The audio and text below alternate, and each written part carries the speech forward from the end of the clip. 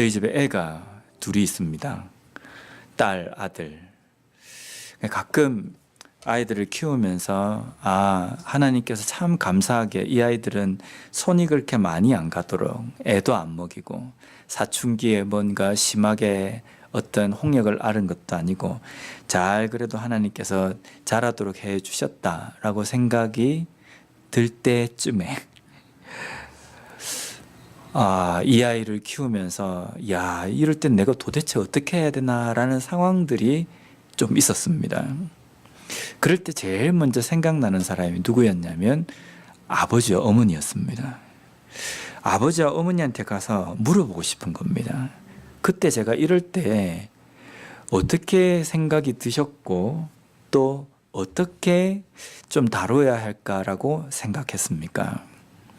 그냥 한 대 지어받고 싶을 때도 있었을 텐데 어떻게 그렇게 참고 그렇게 하셨습니까? 저는 도무지 그게 잘 안 됩니다 라고 묻고 싶은 겁니다. 특별히 아버지에게 묻고 싶은 겁니다. 아들이 조금 저한테는 좀 그렇습니다. 숙제인 것 같아요. 그래서 아버지에게 묻고 싶어도 이미 아버지는 돌아가시고 안 계십니다. 그래서 어떨 때는 정말 아버지가 보고 싶을 때가 있는데 아버지가 그렇다고 절대로 친하거나 그러지는 않았는데 깊은 대화도 나눠본 적도 없고 그런데 아버지가 너무 보고 싶을 때는 언제냐면 삶을 살아가면서 제가 아버지로서 도무지 이거는 답도 나오지도 않고 이걸 어떻게 해야 될지도 모를 때에는 아버지를 찾아가서 한번 묻고 싶은데 이걸 어떻게 해야 될까라는 생각이 드는 겁니다. 특별히 아들을 키우면서 아들이 이렇게 할 때에 어떻게 하는 게 아버지로서 맞습니까? 라고 묻고 싶은 겁니다.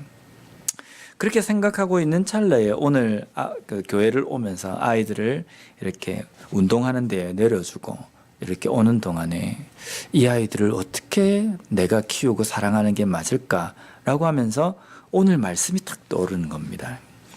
오늘 말씀에 보면 어떻게 우리가 아이를 키워야 하는지에 대해서도 오늘 우리가 읽은 이 본문에도 답이 있는 겁니다. 특별히 우리가 오늘 읽었던 본문 바로 앞절에 보면 5장 21절 말씀은 이렇게 말씀하고 있습니다. 그리스도를 경외함으로 피차 복종하라. 이것은 교회 안에서 그리스도인들이 함께 공동체 생활을 할 때에 타인들을 어떻게 대하고 어떤 식으로 관계를 맺어야 하는지에 대한 이야기입니다. 근데 여기에 보면 그리스도를 경외함으로 피차 복종하라. 이것은요, 예수 그리스도를 경외한다고 한다면 다른 사람에게 피차, 다른 사람에게 복종하는 삶을 살아야 된다라는 이 말씀입니다. 근데 우리가 다른 사람 이러면 우리 머릿속에 퍼뜩 떠오르는 사람이 뭐냐면 우리 가족 외에 다른 사람, 나 외에 다른 사람, 우리 교회 외에 다른 사람, 자꾸만 우리가 이렇게 생각합니다. 근데 여기 보면 타인, 다른 사람이라고 한다면 나 외에 모든 사람들이 다 들어가는 겁니다. 그러면 나 외에 모든 사람들을 그리스도인이라고 한다면 예수 그리스도를 경외하는 사람이라고 한다면 어떻게 대해야 되냐면 복종해야 된다라는 겁니다. 이 복종이라는 이 의미는요, 단순하게 그냥 알았다라고 이렇게 이야기하는 것이 아니라 복종이라는 것은 납작하게 엎드리는 겁니다. 종이 주인한테 정말 이렇게 그가는 마음으로 그렇게 하는 것이 복종이거든요. 그러면 성경에서 우리에게 가르쳐 주시는 나 외에 다른 사람, 타인을 어떻게 생각해야 되냐면 정말 주인 모시듯이 하라는 겁니다. 이게 답이라는 겁니다. 그래서 내 아이를 키울 때에도 이 아이에게 내가 아버지인데 이게 가만히 놔둬 보니까 이게 기어오르네? 라고 생각하면 안 되고 그 아이를 생각할 때도 복종하듯이 그 아이를 대해야 된다는 것. 오늘 그 말씀이 탁 떠오르니까 이거 아이 키우는 게 보통 문제가 아니구나라는 생각이 듭니다. 솔직하게 아이를 키우면서 우리 부모로서는 그런 생각이 들지 않습니까? 처음엔 잘해줍니다. 정말 친구 같은 아버지가 되고 싶어요. 근데 조금 친구같이 하면 이 아이가 기어오르는 것 같아요. 보자 하니까 아버지가 이게 완전히 그냥 손아래로 보이는가? 왜 이렇게 버릇이 없지? 이쯤 돼서 내가 제동을 한번 걸어가지고 한번 본때를 좀 보여줘야 되나? 이런 생각이 드는 겁니다. 근데 하나님께서는 그렇게 하지 말라는 겁니다. 자녀를 키울 때도 다른 사람을 대할 때에도 주인처럼 생각하며 복종하라는 겁니다. 근데요, 주인이라는 게 좋은 주인도 있지만 안 좋은 주인도 있습니다. 악덕 주인도 있거든요. 악덕 주인 앞에 우리가 종이라고 한다면 반기를 들고 뭔가 대들고 이렇게 할 수 없습니다. 악덕 주인이라 할지라도 복종하는 것이 종의 의무입니다. 그러면 우리에게 때로는 악덕 주인처럼 우리에게 대하는 이웃들이 있습니다. 그것이 때로는 내 삶의 가시와 같은 이웃이 있습니다. 옆에 계속 있으면 차라리 눈에 안 보이면 좋은데 눈에 보이면서 계속 찌르는 겁니다. 그래서 아우 저것 좀 사라졌으면 좋겠다라고 심지어는 생각하는 그런 사람도 있습니다. 그런 사람, 또 어떤 사람은요 원수와 같은 사람이 있거든요. 이 원수라는 것은 이게 좀 이제 격한 표현을 좀 쓰기가 좀 그렇지만 죽이고 싶을 정도로 꼴 보기 싫은 사람들, 뭐 이런 사람들이 원수라고 생각하지 않습니까? 그러니까 그런 이웃과 그런 원수 나 외에 다른 사람도 복종하라는 겁니다. 이게 성경에서 우리에게 이야기하는 타인을 대하는 태도인 겁니다. 어렵지 않습니까? 이거는 진짜 말 그대로 죽으라는 겁니다. 그냥 납작 나 자신을 죽여라 라는 거거든요. 왜 그렇게 우리에게 말씀하시냐면 우리에게 사랑이란 걸 가르쳐 주실 때에도 예수님께서 몸소 우리에게 보여주신 것이 이 모습입니다. 원수와 같은 우리를 위해서 그냥 옆에 계신 것이 아니라 원수와 같은 우리를 위해서 목숨을 내던져서 죽어주셨다는 겁니다. 그래서 내가 너희들을 사랑하듯이 너희들도 서로 사랑해야 한다 라고 이야기한다면 주님께서 나를 사랑하신 그 사랑을 깨닫는 사람이라고 한다면 어떻게 사랑해야 되는지를 알 수 있다는 겁니다. 그래서 오늘 저녁에는 하나님께서 저에게 무엇을 깨닫게 해주시냐면 이웃은 저 멀리 있는 게 아니라 바로 너희 집안 안에 있다. 너와 가장 가까운 곳에 함께 있는 너의 자녀와 너의 배우자가 너의 가장 가까운 이웃이다라는 겁니다. 그러니까 내가 지금 나의 가족들을 어떻게 대해야 하는지 이것부터 기본이 안 돼 있으니까 다른 사람에 대해서 뭔가 내 몸처럼 사랑한다는 것은 이 거짓말인 겁니다. 잘 안 되는 겁니다. 내 가족마저도 내 몸처럼 정말 예수님께서 우리를 사랑하듯이 사랑하지 않는데 어떻게 타인을 그렇게 사랑할 수 있겠습니까? 그렇지 않습니까? 근데 오늘 본문에도 보면 그 가족의 첫 번째로서 부부관계에 대해서 이야기하고 계십니다. 사도 바울은 이 부부관계를 하나님과 예수 그리스도와 교회의 관계를 통해서 설명하고 있습니다.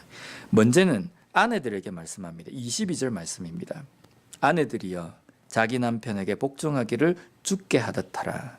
그리고 23절에는 보면요, 이는 남편이 아내의 머리됨이 그리스도께서 교회의 머리됨과 같음이니 그가 바로 몸의 구주시니라. 이 본문을 제가 좀 몇 번 설교를 한 적이 있습니다. 설교할 때마다 이 본문을 딱 읽을 때에는 누구 얼굴이 환해지냐면요, 남편들의 얼굴이, 남자들의 얼굴이 환해집니다. 이게 무슨 뜻이냐면 봐라, 성경에도 보면 남편을 머리처럼 생각하라 그랬는데 여자들 잘 들으라라고 이야기하는 겁니다. 진짜 그렇지 않습니까? 아내들이여 남편에 복종해라. 어떻게? 죽게 하듯. 그리고 남편이 아내의 머리가 된다. 그러니까 이걸 끼워 맞춰가지고 남편은 아내의 머리이기 때문에 아내는 남편을 그리스도께 복종하듯이 섬기고 복종하고 따라야 된다라는 겁니다. 한국에 이런 유머가 있습니다. 이삿날이 되면 남편들은 이삿짐 옮길 생각하지 말고 집에서 키우는 강아지를 안고 이삿짐 트럭의 운전석 바로 옆에 제때 가서 앉아야 된다는 겁니다. 그래야 아내들이 이사 갈 때 남편을 버리고 가지 않는다는 겁니다. 왜냐하면 남편보다 애완견을 더 좋아하기 때문에 자기가 버림받지 않기 위해서는 그 소중하게 생각하는 애완견을 안고 이삿짐 그 트럭의 조수석에 제때 가서 앉아 있어야 버림받지 않는다라는 겁니다. 이게 유머입니다. 우스갯소리인데요. 이런 이야기가 나오는 근거는 이 시대의 남편들이 아내에게 대우를 받지 못하는 겁니다. 제가 가끔 한국에서 이 신방을 하다 보면요, 제가 놀란 게 뭐냐면 연세가 좀 되신 분들, 이런 분들이 보면 연세가 뭐 되셨다는 게 나이가 많으신 게 아니라 뭐 저보다 한 10살 이렇게 많으신 분들 보면 각방을 쓰시는 거예요. 부부가 각방을 쓰시면서 제가 의아해한데 그 각방을 쓴 것도 꽤 긴 시간 동안 각방을 쓰셨다는 겁니다. 나이 드신 분, 연세가 드신 분들은 뭐 그럴 수도 있겠다라고 생각을 하는데 요즘 젊은 사람들도 그런 사람들이 있어요. 그래서 제가 좀 놀랐습니다. 왜 이렇게 됐을까? 그래서 젊은 사람들하고도 이렇게 이야기를 해보면 부부에 대해서 왜 우리가 함께 사느냐? 지금은 사랑이 아니라 그냥 의리다, 그냥. 정도 아니고 의리라는 겁니다. 내가 같이 살아준다는 겁니다. 애들 때문에 이혼을 하지 않고 그냥 같이 사는 거지 마음에 이런 사랑이나 정은 없다는 겁니다. 물론 설마 정이 없겠습니까? 아마 있을 겁니다. 그죠? 근데 그렇게 이야기하는 것은 그 마음 가운데에 어떤 원인과 그러한 요소가 있기 때문에 그런 농담도 이야기를 하는 것 같아요. 근데 오늘 본문 말씀에 보면 아내들에게 남편을 생각할 때에는 정말 복종해야 하고, 그리고 교회가 그리스도를 섬기듯이 섬기라고 이야기합니다. 그래서 아내들, 여자분들이 남편을 생각할 때, 아내들이 남편을 생각할 때에 다시 한번 좀 반성을 좀 해야 되는 문제입니다. 왜인지에 대해서는 결론은 뒤에 가서 말씀을 드리겠습니다. 그 다음으로 아내들에게만 이야기하는 것이 아니라 남편들에게 말씀하십니다. 25절입니다. 남편들아, 아내 사랑하기를 그리스도께서 교회를 사랑하시고 그 교회를 위하여 자신을 주심같이 하라. 남편들이 아내를 사랑하는 공식은 그리스도께서 교회를 사랑하셔서 자신의 목숨까지 주신 것처럼 사랑하라 라고 이야기합니다. 오레곤에 있을 때 제가 그런 이야기를 들었습니다. 이게 실화라고 이야기하는 사람도 있고 뭐 그냥 지어낸 이야기다라고 이야기하는 분도 계신데, 근데 이 이야기를 지어낸 이야기라고 하기에는 여러 사람에게 들었기 때문에 뭔가 이런 일이 있긴 있었나? 혹시 만약에 여기에 사신, 이 주에 사시는 분도 이 이야기를 들으셨다고 한다면 아마 이거는 지어낸 이야기인 것 같습니다. 오레곤에서 어떤 부부가 여행을 갔습니다. 그래서 여행을 가서 너무 좋은 경치에 거기에서 차를 내려가지고 구경을 하고 있는데 거기서 큰 곰을 만났대요. 곰을 만났을 때에는 죽은 척하면 안 됩니다. 바로 그냥 도망가야 됩니다. 도망을 갔답니다. 아내와 남편 둘이서 막 도망을 갔는데 이 아내가 더 달리기가 빨랐는지 아내가 먼저 차에 도착을 한 겁니다. 그래서 차 문을 탁 잡고 여는 순간 남편이 뒤따라와서 그 아내를 밀치고 남편이 먼저 들어갔다는 겁니다. 다행히 곰이 쫓아오지 않아가지고 두 사람은 안전하게 여행을 끝나고 돌아왔답니다. 돌아와서 어떻게 됐겠습니까? 아내가 남편과 이혼을 했답니다. 이런 남자와 절대 살 수 없다라고 해서 그렇게 이혼을 했답니다. 이야기 들어보셨습니까? 그러면 이게 그냥 꾸며낸 이야기인 것 같습니다. 근데 제가 이야기를 가만히 들으면서 그런 생각이 드는 겁니다. 만약에 내가 이런 상황이 된다고 한다면 어떻게 될까? 물론 아내를 밀치지는 않을 것 같아요. 밀쳐도 안으로 밀치면 되지 않습니까? 그죠? 막 밀치고 같이 들어가면 되는데 아무리 생각해도 아내를 땡기고 내가 한다는 것은 좀 생각이 안 들긴 한데 또 그런 극적인 상황이 되면 어떻게 될지 아무도 장담을 못 하는 것 같아요.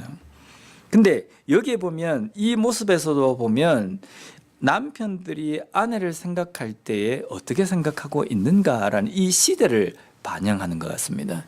때때로 남편들하고 이야기하다 보면 아내에 대해서 좀 이렇게 뭐라고 해야 되나?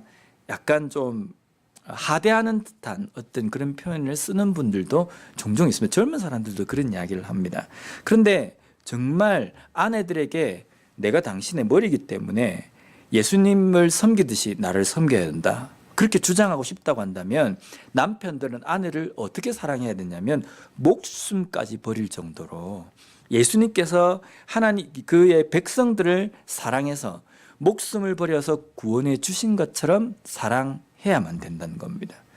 그럼 결국은 두 사람들이 그 아내와 남편이 서로 사랑할 때에는 정말 이거는 뗄래야 뗄 수 없는 그런 관계 속에서 사랑하라는 겁니다.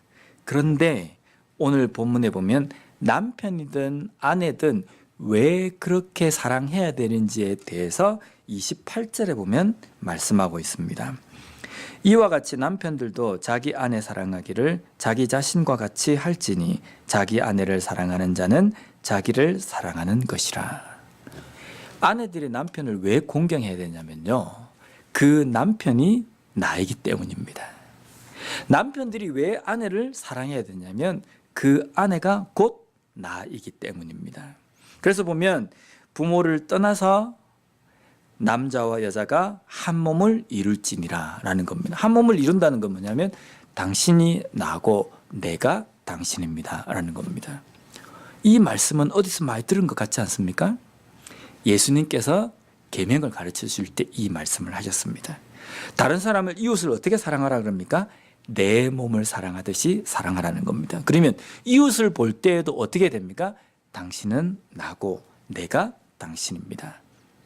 내가 나를 사랑하듯이 나의 이웃을 사랑해야 되는 겁니다.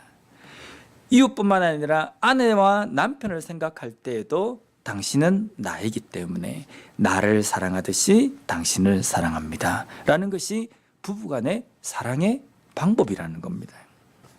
근데 우리는 보면 당신은 당신이고 나는 나다, 뭐 이렇게까지 하면 괜찮습니다. 근데 나는 당신이니까 당신은 나를 사랑해야 되지만 나는 나다, 이렇게 이야기하는 겁니다. 이게 도둑놈 신보잖아요, 그죠? 그래서 우리가 다른 사람을 사랑하는 공식은 당신은 나고 내가 당신입니다. 그래서 부부든 형제든 이웃을 사랑하든 아니면 자녀를 사랑하는 그 공식은 나를 사랑하듯이 저 사람이 나라는 그 마음으로 사랑하라는 겁니다. 그리고 또 한 가지 우리가 타인을 사랑할 때에 우리가 가지고 있어야 될 공식이 뭐냐면 그 사람은 누구냐면요, 하나님의 걸작품이라는 겁니다. 하나님이 만드셔가지고 하나님께서 기뻐하시고 하나님께서 흡족하시고 만족해 하시는 걸작품입니다. 근데 하나님께서 만들어 놓으신 걸작품이기 때문에 우리가 그 걸작품에서 뭐라고 우리가 표현하고 어떻게 생각해야 되겠습니까?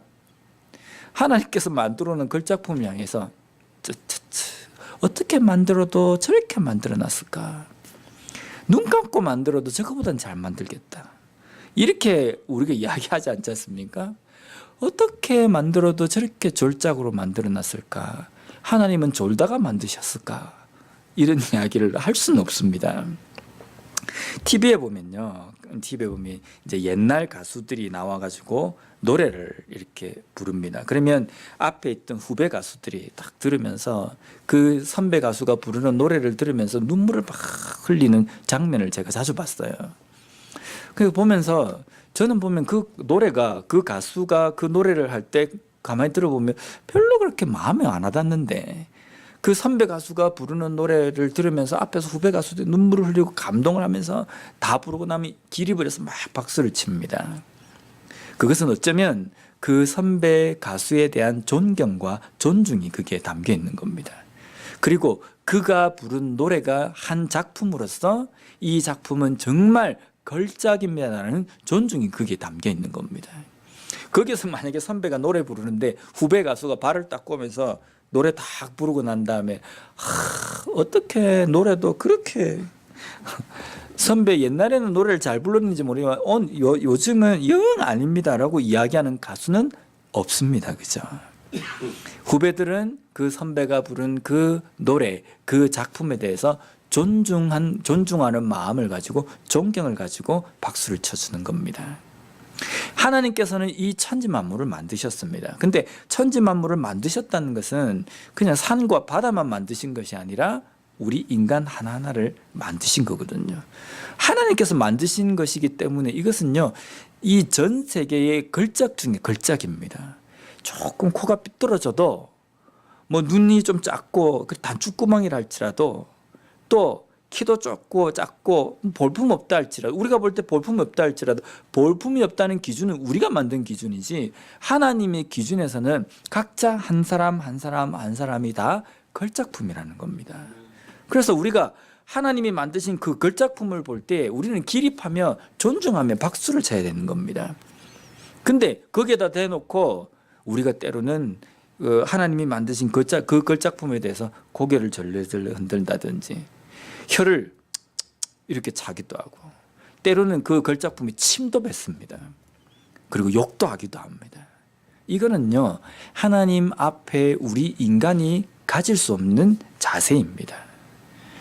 그런데 우리가 다른 사람에 대해서 만약에 그 사람의 형상 가운데에서 그 사람의 모습 가운데서 이 하나님이 만드신 솜씨를 보고 또 하나님께서 거기에 담아 놓으신 예수 그리스도의 형상을 바라보며 또 그 가운데에서 나의 모습을 본다고 한다면 거기에 침을 뱉거나 욕을 하거나 마음을 상하게 하거나 아니면 비판하거나 정죄하거나 하지 않는다는 겁니다.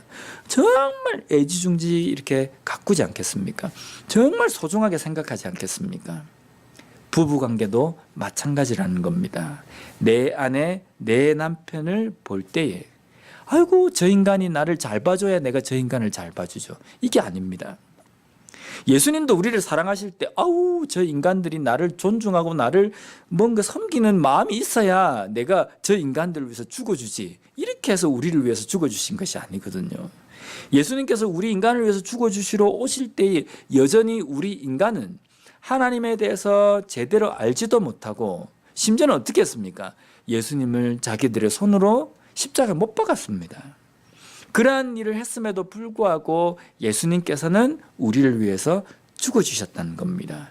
그러면 상대 배우자에게 아니면 상대방에게 다른 사람들에게 때로는 자녀들에게 야 이렇게 사랑해주면 내가 사랑해줄게 라고 이야기하는 것이 바르지 않다는 겁니다. 비록 나에게 돌아오는 것은 침뱉음이고 나에게 돌아오는 것은 여전히 냉랭한 것이고 나에게 돌아오는 것이 여전히 쌀쌀맞은 어떤 것이고 또 때로는 나를 무시하는 어떤 반응이 온다 할지라도 우리가 해야 하는 것은 뭐냐면 내 몸을 사랑하듯이 그리고 그 사람을 통하여서 하나님의 걸작품임을 깨닫는 것, 하나님의 형상을 온전히 보게 되는 것, 그러므로 말미암아 그것만을 가지고 사랑하는 것, 그것이 오늘날 우리 그리스도인들에게 명령하는 다른 사람을 대하는 때로는 배우자를 대하는 자세라는 겁니다. 오늘 이 말씀을 통해서 우리가 다시 한번 피차 복종하며 서로 존중하며 내 몸처럼 하나님의 걸작품에 대해서 존중하고 또 높이며 또 섬길 수 있는 우리와 우리 교회가 되었으면 좋겠습니다. 기도하겠습니다.